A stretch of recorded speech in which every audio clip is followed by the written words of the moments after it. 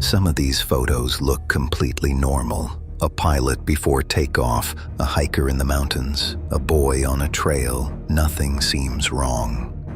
But every one of these images has something in common.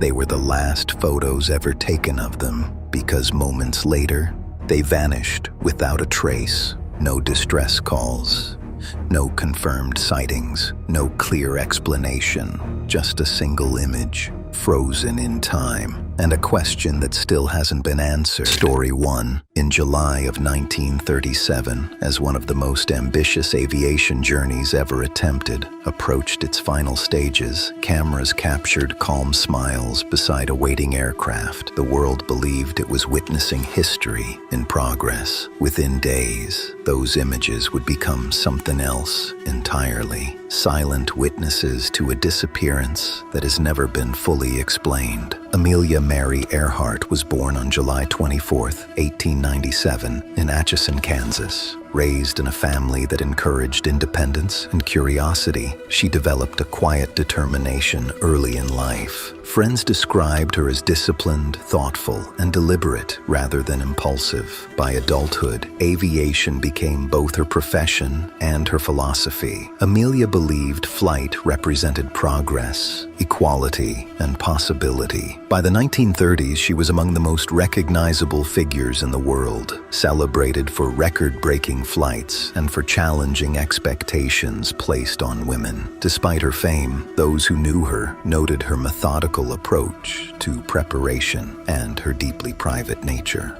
This was to have been her greatest achievement, a sky dash of 28,000 miles. With her husband, George Palmer Putnam on right, she discussed the hazardous course. On July 2, 1937, Amelia and navigator Fred Noonan departed from Lae, New Guinea aboard a Lockheed Model 10 Electra. Their destination was Howland Island, a small and isolated speck in the Central Pacific. It was expected to be one of the most technically demanding legs of her around-the-world flight, but not the final one. As the Electra progressed, radio transmissions revealed mounting difficulties. Amelia reported challenges locating the island and concerns about fuel levels. Radio operators aboard the U.S. Coast Guard cutter Itasca attempted to guide her, but communication remained inconsistent. Her final transmissions indicated she was flying low and continuing the search. Then, without warning, all contact ceased. The aircraft was never seen again. An extensive search effort followed immediately. U.S. Navy ships and aircraft scoured vast stretches of the Pacific Ocean, covering thousands of square miles. Despite the scale of the operation, no confirmed wreckage was recovered. The lack of physical evidence gave rise to multiple theories. Some investigators explored the possibility that the Electra exhausted its fuel and crashed into the ocean. Others considered whether Amelia and Fred may have landed on a remote island after losing contact. Over the decades, numerous expeditions and technological advances have attempted to resolve the mystery, but no explanation has been universally accepted. Authorities have never confirmed a definitive outcome. Amelia's husband, publisher George Putnam, refused to accept uncertainty. After official search efforts ended, he personally financed additional expeditions, holding on to hope that answers could still be found. In 1939, Amelia Earhart was declared legally dead, but the absence of resolution left her story open-ended. Her disappearance transformed her into more than an aviator. It made her a symbol of exploration and unanswered possibility. Her legacy continues to inspire, even as the circumstances of her final flight remain unresolved. In the days before her departure from Lae, a series of photographs was taken of Amelia standing beside her Lockheed Electra. In these images, she appears calm and composed, one hand resting lightly on the aircraft's metal frame. There is no visible tension, no hint of fear. At the time, The photographs were meant to document another historic achievement. Only later did they take on a haunting significance. They became the last confirmed images of Amelia Earhart, captured just before she stepped into the cockpit and vanished into history. What if those final photographs captured not just confidence, but a quiet awareness of the risks ahead? And what if Amelia Earhart's last landing remains hidden, waiting to be discovered? Story 2. In the quiet deserts of the American Southwest, one photograph captured a young man standing alone against a vast, unforgiving landscape. He looked calm, full of purpose, almost at peace. Within weeks, that image would become the last confirmed trace of an explorer who vanished into the wilderness, leaving behind only questions carved into stone. Everett Ruess disappeared in November of 1934 while traveling through the remote canyon country of southern Utah. He was last seen near the Escalante region, an area defined by towering sandstone walls, narrow slot canyons, and miles of isolated terrain. At just 20 years old, Everett set out alone, as he often did on a journey that would never be completed. When weeks passed without word, concern grew. By the time authorities realized he was missing, the desert had already begun to erase his trail. Everett Ruess was born on March 28, 1914, in Oakland, California. Raised in a creative household, he was encouraged to explore art, poetry, and the natural world from an early age. Everett attended school intermittently, but formal education never held him for long. The wilderness called to him more strongly than classrooms ever could. Friends and family described Everett as introspective, idealistic, and deeply romantic about nature. He believed solitude brought clarity, and he often sought remote landscapes where he could live simply, sketch, write, and explore. Despite his youth, he spoke and wrote with a striking sense of finality, as if he understood the risks of the life he chose. Everett started his love for adventures and traveling in 1931, traveling by horse or donkey through Arizona, New Mexico, Utah, and Colorado, particularly the high desert of the Colorado Plateau. In the summers of 1930 and 1934, he explored Sequoia and Yosemite National Parks, as well as High Sierra, with a growing passion of investigating cliff dwellings in that area. In 1934, he worked with University of California archaeologists exploring Kayenta and took part in a Hopi religious ceremony, and even learned to speak Navajo, a Native American language that was used across the western areas of North America. Shortly before his disappearance, a photograph was taken of Everett beside his two burros, standing near his campsite. In the image, he appears relaxed but serious, gazing slightly away from the camera. His clothes are worn. His posture is steady. There's no visible urgency, only quiet resolve. At the time, the photo was unremarkable. Later, it became haunting. It is the last confirmed image of Everett Ruess alive, capturing a moment before he stepped deeper into the canyon country and vanished from history. Everett was last known to have camped near Davis Gulch, close to the Escalante River. He left behind his campsite, supplies, and burros. Found wandering nearby weeks later, his journal entries stopped abruptly. No farewell note was discovered. Perhaps most unsettling were the words Everett carved into stone near his camp: Nemo 1934, Latin for no one. The inscription felt intentional, almost symbolic, fueling speculation that Everett sensed something final approaching. Despite extensive searches on foot and horseback, no trace of him was found. For decades, Everett's disappearance remained one of America's most enduring wilderness mysteries. Theories ranged from accidental death to foul play. Some believed he fell into a remote canyon or was swept away by sudden flooding. Others suggested a violent encounter with livestock thieves or fellow travelers. In 2009, human remains were discovered in a nearby area, later identified as Everett Ruess. Evidence suggested he may have died from a fall while exploring exploring the rugged terrain, yet questions remain about timing, location, and why no trace was found for so long. Everett's parents never stopped searching for answers. His writings, letters, and sketches were preserved, painting a portrait of a young man drawn irresistibly towards solitude and beauty. Today, Everett Ruess is remembered not only for how he vanished, but for how deeply he felt the world around him. What if that final photograph captured more than solitude? What if it recorded a quiet farewell? And what if the desert still holds pieces of Everett Ruess's story that remain undiscovered?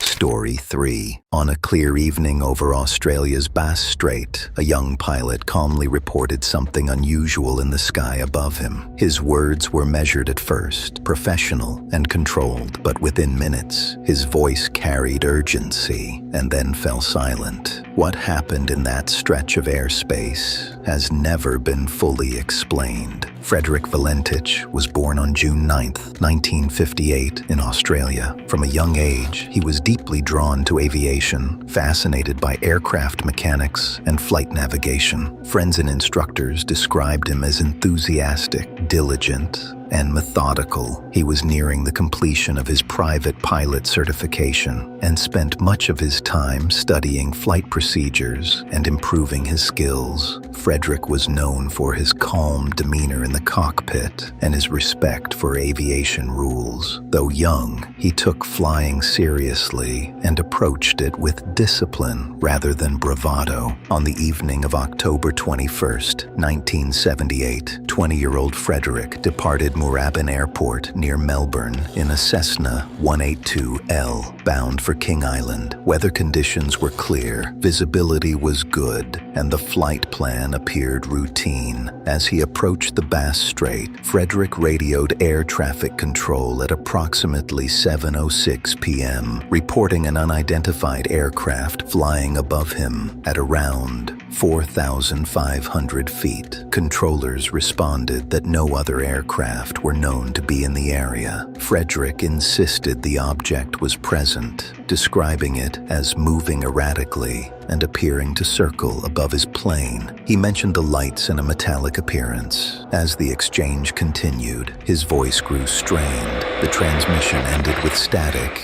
and an unexplained sound. Frederick and his aircraft were never seen again. A photograph taken shortly before Frederick's departure has since become significant. In the image, he stands beneath the wing of his Cessna, relaxed and composed. He appears focused but at ease, dressed for flight, with no visible sign of tension. At the time, the photograph was unremarkable, simply a young pilot preparing for another trip. Only later did it become the last known image of Frederick Valentich. It captures him grounded and calm, moments before he lifted into the sky and vanished without a trace. Australian authorities launched an extensive search by sea and air across thousands of square miles of the Bass Strait. Despite favorable conditions for visibility, no wreckage, oil slicks, or physical evidence was ever recovered. Investigators explored several explanations, including spatial disorientation, mechanical failure, or pilot error. Some aviation experts suggested Frederick may have misidentified a distant aircraft, a bright planet, or reflected lights. Others focused on the unusual nature of the radio transmission and questioned whether a conventional explanation accounted for all elements. No theory has been officially confirmed. Frederick's disappearance deeply affected his family and local aviation community. Memorials were later established in his honor, recognizing his passion for flight and the unresolved nature of his final journey. Loved ones have continued to remember him not as a mystery alone, but as a dedicated young pilot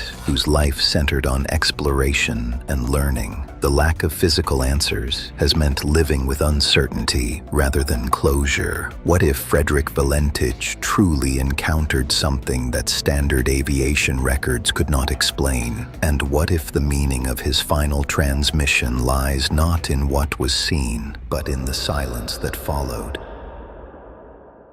Story 4. In the rugged mountains of northern Albania, a single image marked the beginning of a mystery, a lone hiker, a remote trail, and a journey meant to bring clarity instead of fading into silence. What was meant to be an adventure through one of Europe's wildest landscapes became a disappearance that still defies explanation. Cameron Twiss was alone in Albania's Albanian Alps, near the Valbona Valley National Park. The region is known for its dramatic peaks, deep forests, and limited mobile coverage. Beautiful but unforgiving, Cameron had planned a solo trek through the area, one that many experienced hikers attempt each year. But this time, something went wrong. After days passed without contact, concern quickly turned into alarm. Cameron was an Australian traveler described by family and friends as thoughtful, adventurous, and deeply introspective. He had a strong appreciation for nature and often sought out challenging environments as a way to disconnect and reset. Those close to him said he was careful, methodical, and not prone to reckless decisions. He wasn't chasing danger, he was searching for perspective. Traveling had become a way for Cameron to reflect, to slow down, and to reconnect with himself, away from the noise of everyday life. Before his disappearance, Cameron shared images from his journey, photos showing sweeping mountain views, winding trails, and moments of quiet solitude. One of the last known images shows him alone in the rugged landscape, surrounded by towering peaks and dense forest. He appears calm, focused, unaware that the photo would later become a crucial reference point. In a final message sent to loved ones, Cameron mentioned experiencing something strange, describing discomfort, confusion, and an unsettling situation involving unfamiliar people. The message was brief and unclear, but its tone suggested concern. After that, communication stopped entirely. Those final images and words now stand as the last confirmed traces of his journey. When Cameron failed to return or make contact, local authorities were alerted. Search efforts began in the Valbona region, involving Albanian police, mountain rescue teams, and later international assistance. The terrain made the operation extremely difficult. Steep slopes, dense forests, and unpredictable weather slowed progress. Despite extensive ground and aerial searches, no definitive trace of Cameron was found. No backpack, no campsite, no clear sign of injury or accident. The trail simply ended. Investigators considered multiple possibilities. An accident or fall in the rugged terrain was one concern, given the steep cliffs and narrow paths. Another theory involved disorientation or sudden illness in an isolated area. More troubling were questions surrounding Cameron's final message, which hinted at a strange encounter that was never fully explained. Authorities have not confirmed evidence of foul play, but the lack of physical clues has left the case unresolved. Each theory raises new questions, and none provide a complete answer. Cameron's family has remained vocal and persistent, working tirelessly to keep his story in the public eye. They have coordinated with officials, appealed for information, and urged travelers in the region to remain vigilant. Their message has been consistent: keep hope alive. For them, every shared image, every memory, is a reminder that Cameron is more than a missing person. He is a son, a friend, and a life interrupted. What if that final photograph captured the last moment before everything changed? And what if the key to Cameron Twiss's disappearance lies somewhere along a trail that is yet to be fully seen?